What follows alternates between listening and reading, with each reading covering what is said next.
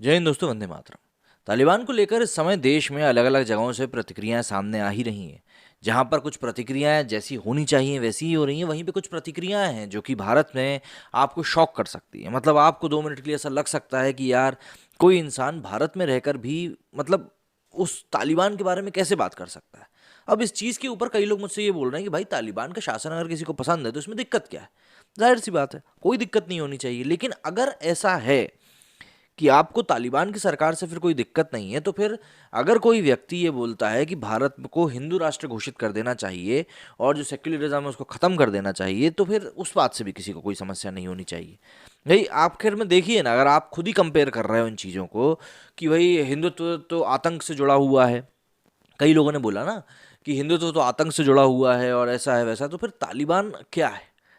तस्वीरें मेरे हिसाब से काफ़ी हैं आप सभी के लिए, और अगर आप उसको जस्टिफाई कर रहे हो तो फिर आपकी मानसिकता के ऊपर ही सवाल खड़े हो रहे हैं।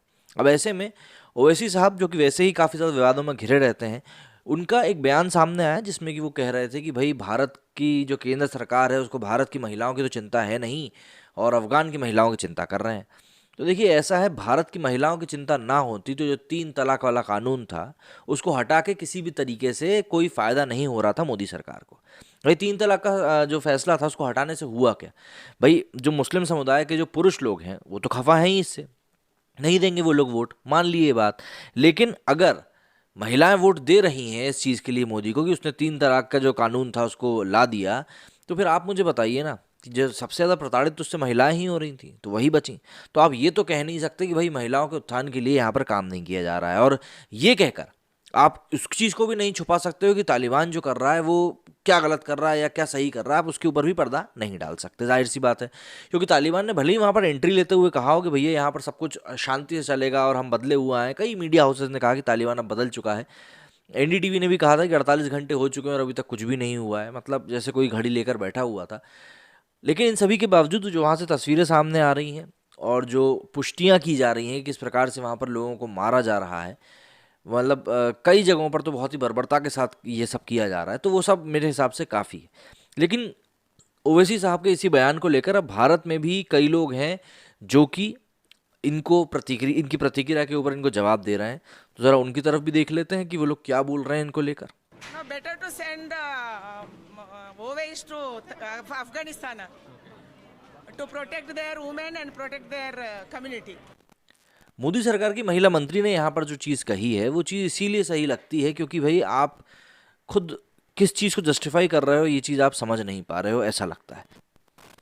भारत के अंदर जो लोग तालिबान की हिमायत कर रहे हैं उनसे मैं सिर्फ इतना कहूँगा कि हिंदुस्तान में आपको सेकुलर सरकार चाहिए और अफ़गानिस्तान में आपको तालिबान की सरकार चाहिए, ये संभव नहीं है।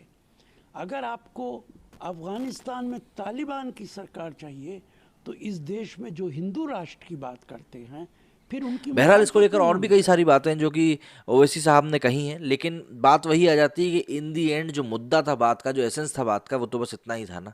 इसीलिए सिर्फ इसी के बारे में बात हो रही है। एआईएमआईएम के प्रमुख असदुद्दीन ओवैसी ने कहा कि भारत सरकार को तालिबान प्रशासन में परेशान अफगान लोगों को मदद करने के बजाय देश की महिलाओं की मदद करनी चाहिए।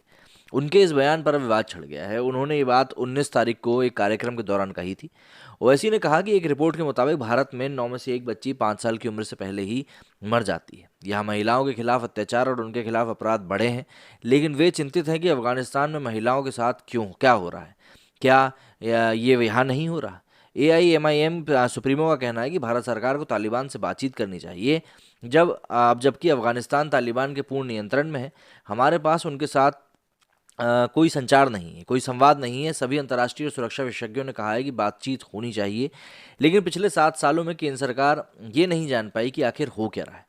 ओवैसी के इस बयान पर केंद्रीय मंत्री शोभा करंदजले ने पलटवार करते हुए कहा कि उन्हें अफगानिस्तान भेज दिया जाना चाहिए। असदुद्दीन ओवैसी को उनकी महिलाओं और समुदाय की सुरक्षा के लिए तालिबान के पास भेजना बेहतर होगा। मतलब भारत में अगर सुरक्षा सही से नहीं हो पा रही तो आपकी हो सकता है वहीं पर सुरक्षा अच्छे से हो। अफगानिस्तान से अमेरिका सेना की वापसी के बाद वहां पर तालिबान ने कब्जा कर लिया, जिसके बाद से भारत के इस्लामवादी तालिबानी के लिए खुशी मना रहे हैं। दिल्ली दंगों के आरोपियों ने कहा कि मैं आप लोगों को एक खुशखबरी देता हूं कि अशरफ गनी ने इस्तीफा दे दिया है। अल्लाह का शुक्रिया, धीरे धीरे अफगानिस्तान के इस्लामी साम्राज्य की स्थापना की ओर ले जाएगा। हमें उनसे प्रेरणा लेना है और स्वतंत्रता आंदोलन के लिए संघर्ष करना सीखना होगा। तालिबान द्वारा अफगानिस्तान पर कब्जे के बाद की वहाँ पर जो भयावह तस्वीरें सामने आ रही हैं वो सभी के सामने हैं और वो किसी से छुपी हुई नहीं है। उसके बाद भी इस प्रकार की जो बयानबाजियाँ भारत में चल रही हैं वो लगातार यहाँ पर रह रहे लोगों की मानसिकता के ऊपर सवाल उठा रहे हैं। मेरी इस वीडियो में फिलहाल इतना ही। जय हिंद, जय भारत।